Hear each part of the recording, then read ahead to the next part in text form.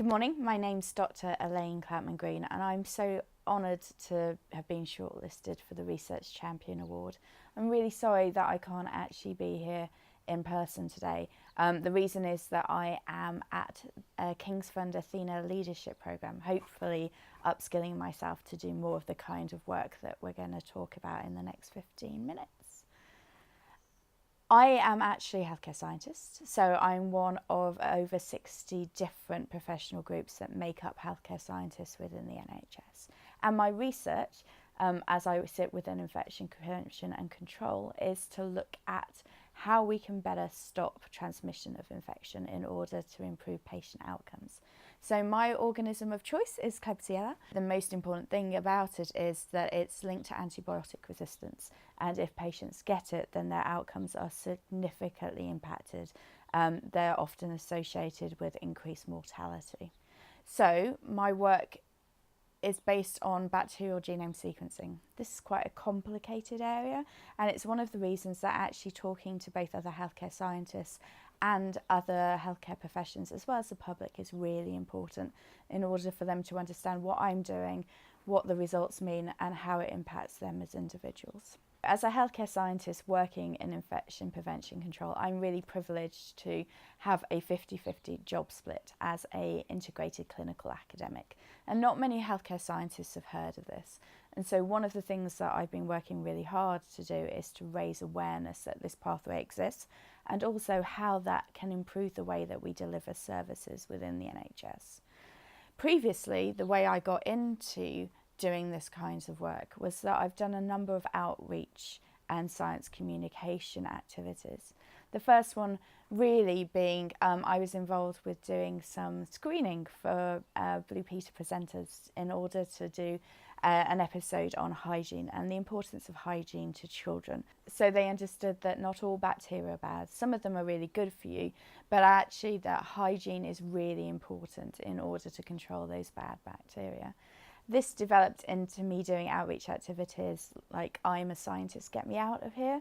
I'm a Scientist, Get Me Out of Here is a 2-week programme run by the Wellcome Trust. It's all done online, and that means that kids throughout the country can be registered via their classrooms and their schools to interact with different scientists. I was part of the Promethean zone, so that was a general discussion zone. Kids could ask me questions about any science topic they wanted, and I would then try to find answers for them, and we'd respond and discuss. The way it works is that children can pose questions directly to the scientists involved. There's 5 scientists in each section, but you also run online classrooms. So it means that when I say I had 600 children involved, they actually participated. I ran a classroom for a half hour, an hour, repeatedly over the course of the 2 weeks, and different schools would come to different bits and they would talk to me direct and we'd have a dialogue, we'd have a conversation. So it wasn't as formal as the questions that are posed on the website.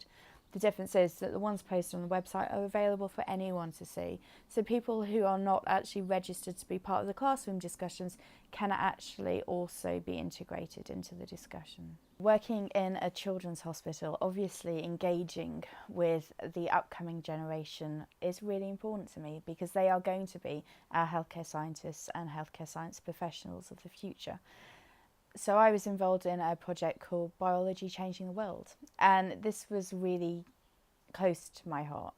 It's a project where we filmed YouTube videos of all kinds of scientists, really famous scientists like Richard Dawkins, down to people like myself who, the wider world has probably not really encountered. And we gave short videos of about 10 to 15 minutes, basically talking about what we were, and those were all edited together, and the resulting video went to every school in the country so that they could be played to science classes, so that students could really understand the breadth and scope of science within this country, and that it wasn't all just wearing lab coats, that there was so much choice out there about what people could be within a scientific career, not just the kind of roles that they'd seen on television. All of that previous experience has led me on to what I'm doing now.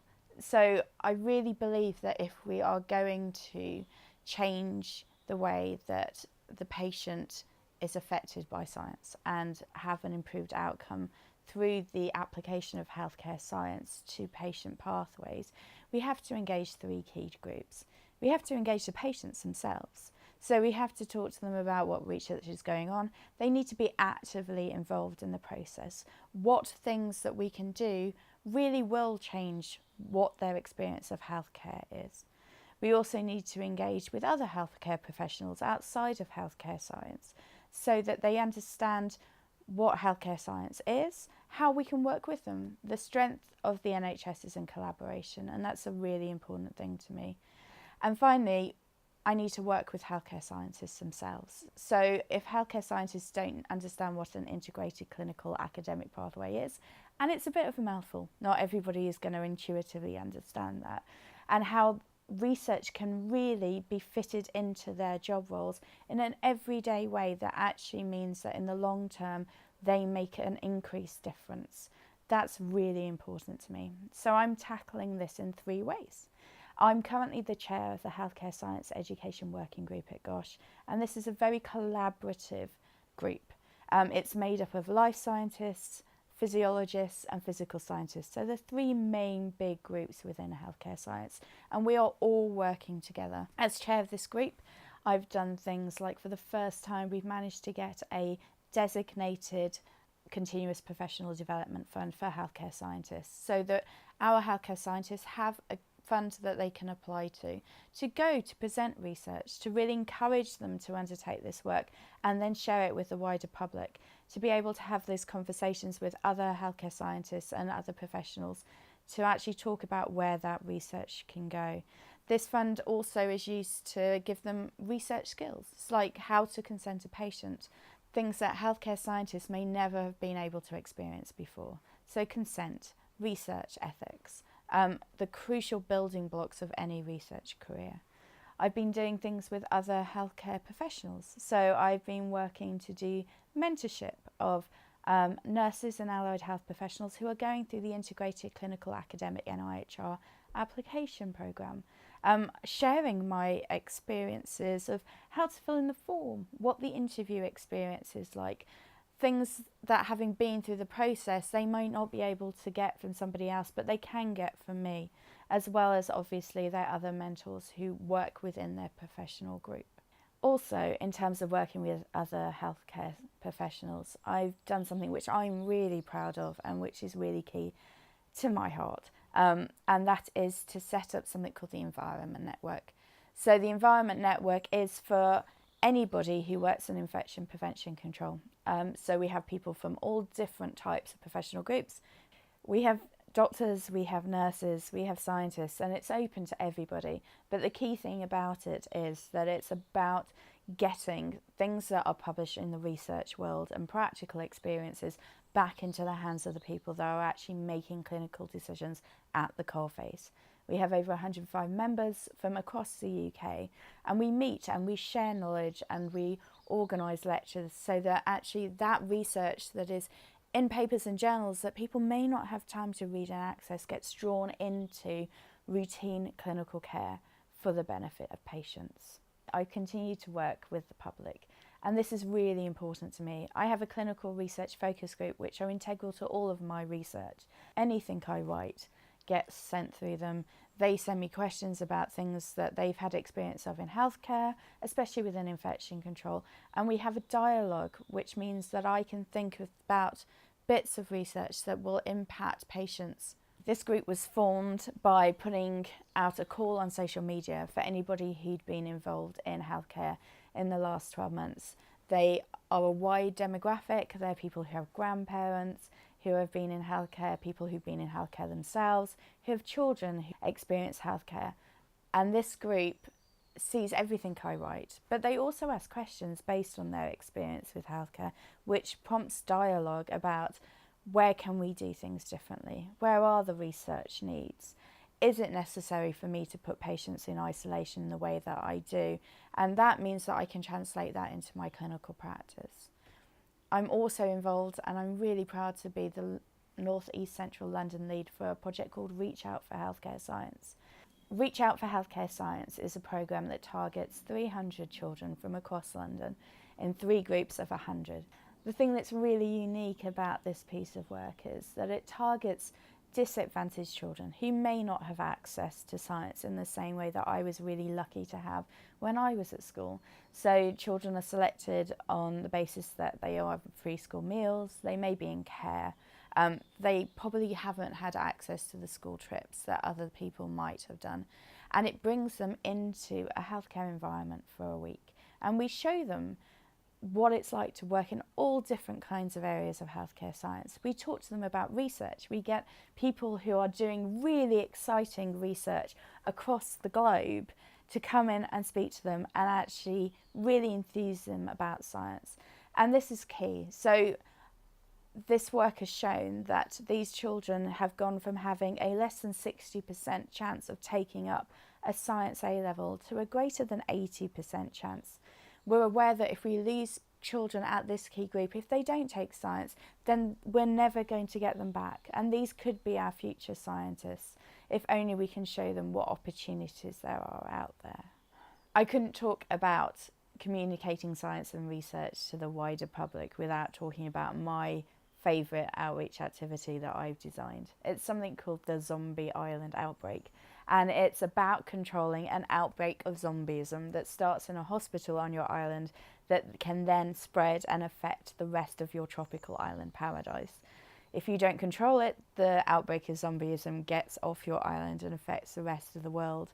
The key thing about this activity is all of the interventions, both within the hospital and the wider public health setting, are either taken from the outbreak interventions that I use in my hospital on a daily, weekly, annual basis, or those that were actually used to control the Ebola outbreak in Sierra Leone. So these are really serious decisions that people who are playing this outbreak game actually make, and it means that they can put it back to the kinds of scenarios that happen in the real world. It gives them a really practical experience of the kinds of decisions that you need to make, the kind of risk assessments that you undertake.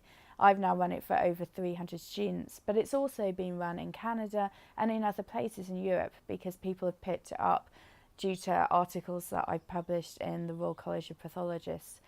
The Canadian group have even made a real life zombie outbreak activity out of it, where they've taken over an army camp and actually run it on a real life stage with actors for students and other healthcare professionals. So with all that work that's currently going on, what's next? Where do I see this leading? And the answer is there's a whole world of stuff that I really want to do, and there's a whole world of stuff that I have planned. The first thing that we're going to do is we have a community science evening that I've started to organise, and that's going to happen in March, and it's going to be the first of many. I've arranged for it to go across trusts, and we're opening up to the community. We're going to advertise in doctors' surgeries, in local newspapers, to really get people in who surround hospitals but may not necessarily have had much to do with them. And the first one is going to be about healthcare science. And the structure is that healthcare scientists are going to talk about the day in the life of a healthcare scientist. So it's not just going to be people wearing lab coats, it's going to be the physiologists that do ECGs. It's going to be the medical physicists who sit there and take your scans and images. And this is going to be followed up by a section of healthcare scientists who are doing clinical academic work, talking about their research and how it directly impacts on patient pathways. And the hope for this is that it will create a dialogue between us and the community in a much wider sense, as well as getting school kids in so that we can actually give back to those people that are around us. The next thing I've been doing is to write articles that aren't just for journals, but for professional groups. So across healthcare science, I've written articles about what can the NIHR do for you, to demystify it a little bit, to explain what the application process is like, and to show people that actually it's not just for doctoral and above. There are MSCs, there are other levels that can start you on this integrated clinical academic pathway that people may not even know about, and it's not something that's really discussed within healthcare science. I've also been writing articles on things like antimicrobial resistance and infection control, so that those people reading them will understand that there are research holes, not just by trawling journals for professional scientists who are undertaking this kind of research, But for other people who may have things to add, who may be able to collaborate and join in to show that the evidence base isn't always there in the way that people believe it is, and that practical infection control needs somebody to go out and do this work if we're going to change the way that antimicrobial resistance is going to impact on patients in the future. This work fits really nicely with some other work that I'm doing with the London Scientific Diagnostic Network about trying to increase healthcare science engagement with the NIHR. I know, because I was fortunate enough to get a doctoral fellowship as well as a clinical lectureship with them, that the NIHR have been funding healthcare scientists for about 8 years. Not many other healthcare scientists know that. And one of the reasons for it is it's quite hard for healthcare scientists to engage with some of the practical aspects of NIHR applications. Things like the forms, which are often designed for people undertaking clinical trials. This work, which London-wide at the moment we hope will go nationally, involves having meetings with key stakeholders like the biomedical research centres, like the NIHR themselves and the Academy of Healthcare Scientists, getting people into a room to say, what are the barriers? Why are people not thinking that they can apply, and seeing how we can address them? It's the very start of a dialogue that we hope will continue for some time and actually really change the way that the NIHR and healthcare scientists work together. Finally, there's a piece of work that I am most excited about, that I have been most involved with from the very idea and concept all the way through. And that builds on the work of the Healthcare Science Education Working Group within Great Ormond Street Hospital. And it's to design courses bespoke for healthcare scientists that will really change the way that they work within the research frameworks of hospitals. So things like the frontline skills for healthcare scientists, which gives healthcare scientists the training that actually some other professions already get on how to have a conversation with a patient, how to have a conversation with a nurse on a ward. What are the rules for those environments like? Because they're very different from the environments that scientists often occupy.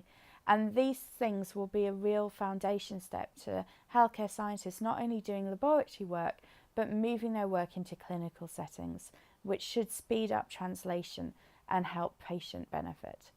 One of the things that is really important is that we tie this loop together.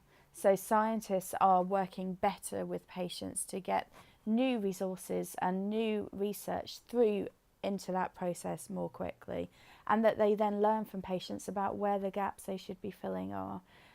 We're not there yet, but actually by starting this work and by using the NIHR funding model, we should really be able to make a difference in a much faster and better way for patients. The other part of this work is that we do have people who are on an integrated clinical academic pathway. We have people who have got PhDs and have a lot of research knowledge who we aren't drawing in to give that mentorship to our young scientists. So currently I'm designing a coaching course, and we'll use that to form a register of people who need mentorship and coaching, and people who have the skills because they've been on these courses to give it. And that's the first time that that's really happened in a systematic way in London. And we're really hoping that by pairing those two together, that we'll get feed down from the people that actually have the information, who can give the career advice, who can really inspire people to move forward. So that's what's next. And finally, I'd just like to say thank you very much for considering me for this award.